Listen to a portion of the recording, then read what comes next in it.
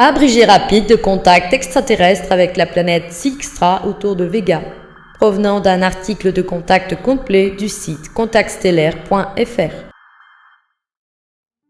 Né en 1932 à Orange dans une famille modeste, Pierre Monet grandit comme fils unique auprès d'une mère médium. Ses 5 frères et sœurs sont tous décédés juste après la naissance. Très tôt, il ressent la nostalgie d'un ailleurs, rejette les normes sociales, est témoin de lévitation et de matérialisation d'objets dont il ne parle pas, et adolescent échappe à plusieurs accidents mortels comme protégé par une force invisible, ce qui lui fait pressentir qu'il est suivi en vue d'une mission sans oser en parler. En juillet 1951, à 19 ans, après avoir accompagné sa fiancée à Courthézon, il repart à vélo à 1h30 du matin et se retrouve soudain téléporté 5 km plus loin, près d'une carrière, sa montre indiquant toujours 1h30. Guidé intérieurement, il y découvre un vaisseau discoïdal d'environ 25 mètres, suspendu dans un silence total, et irradiant une lumière blanc-argent bleutée. 4 êtres humanoïdes blonds en combinaison argentée, entourés d'un halo lumineux, lui font un geste d'accueil et communiquent télépathiquement. Durant une vingtaine de minutes, il reçoit un message télépathique dense, où les êtres le rassurent et lui transmettent un enseignement partiellement conscient, et révèlent qu'il n'est pas le seul contacté. Ils annoncent aussi qu'une régénération cellulaire complète a été effectuée sur lui, censée lui permettre de vivre jusqu'à 120 ans. Le contact achevé, il réapparaît à l'entrée d'Orange, toujours à 1h30, et l'horloge municipale vers laquelle il va vérifier l'heure quelques minutes après affichera 1h35, ce qui l'amène à conclure à une suspension du temps. Pendant plus de 20 ans, il garde le silence tout en étant détourné de danger par des injonctions mentales et en vivant des expériences mystiques parfois. Dès 1956, des fragments du message réapparaissent sous forme d'écriture inspirée, la nuit, dans un état de double conscience. En 1974, une brève rencontre dans une station-service avec 2 hommes à l'apparence banale qui lui adressent par télépathie un simple « à bientôt » déclenche un déclic. Il les reconnaît comme les mêmes intelligences extraterrestres. Les communications deviennent alors fréquentes par télépathie et les êtres se présentent comme originaires de Silkstra, liés à l'étoile Vega dans la constellation de la Lyre.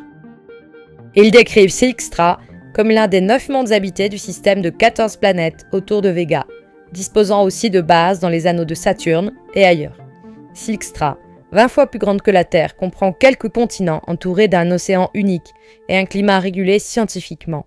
Par vision télépathique et un survol vécu à travers les yeux d'un pilote, Pierre décrit des paysages luxuriants, des cités harmonieuses intégrées à la nature, des ponts sans piliers, des sphères flottantes et des villes sous-marines sous coupole.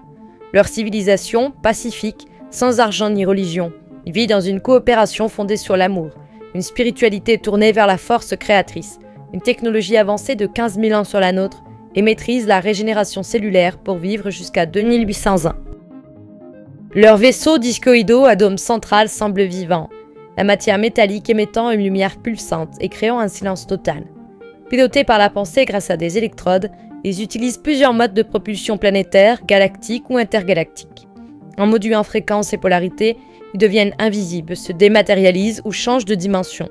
Les végans décrivent également une cosmologie d'univers sphères, séparés par des zones de vide où l'espace-temps se comprime, utilisées pour voyager entre les univers, ainsi qu'une histoire ancienne où des civilisations humaines spatiales éduquaient la Terre avant des guerres cataclysmiques ayant entraîné leur retrait. Leur message vise l'avenir de la Terre, mise en garde contre le nucléaire qu'ils surveillent et peuvent neutraliser. Comparaison de nos centrales à des cuves de papier remplies d'explosifs. Annonce de bouleversements géologiques liés aux pensées humaines négatives. Ils dénoncent violence, obsession de l'argent, division politique et religieuse, mais affirment qu'une transformation intérieure, fondée sur l'amour, la liberté d'autrui et la quête de perfection est indispensable pour rejoindre une confédération galactique. Ils demandent aussi à Pierre de contribuer à créer l'Étoile d'Argent, une communauté sans argent ni hiérarchie destinée à servir de modèle. Toute sa vie, Pierre connaît des expériences de conscience élargie. Flash de la salle de régénération, sortie hors du corps, et le vol télépathique sensoriel lui faisant survoler Silkstra durant des heures subjectives alors que quelques minutes passent sur Terre. Il publie ses récits dans Les extraterrestres m'ont dit en 1978, puis Contact d'outre-espace en 1994. Convaincu d'avoir été régénéré, il pense pouvoir vivre jusqu'à 120 ans, mais meurt en 2009 à 76 ans, ce qui n'affirme pas forcément la régénération, la mort par maladie ne contredisant pas une plus grande espérance de vie. Pour lui, l'essentiel du contact est l'avertissement urgent. L'avenir humain dépend de sa capacité à aimer, se pacifier et s'ouvrir à la vie cosmique. Je vais essayer d'être très bref parce que ça serait trop long. 1951, j'étais dans le département de l'Aucluse, dans un petit village qui s'appelle Courtaisan, où habitait ma fiancée. Je venais la raccompagner chez elle. Il était Une vidéo résumée plus fournie est disponible sur cette chaîne. Un article complet est aussi à retrouver sur le site contactstellaire.fr. Vous trouverez les liens dans la description attachée.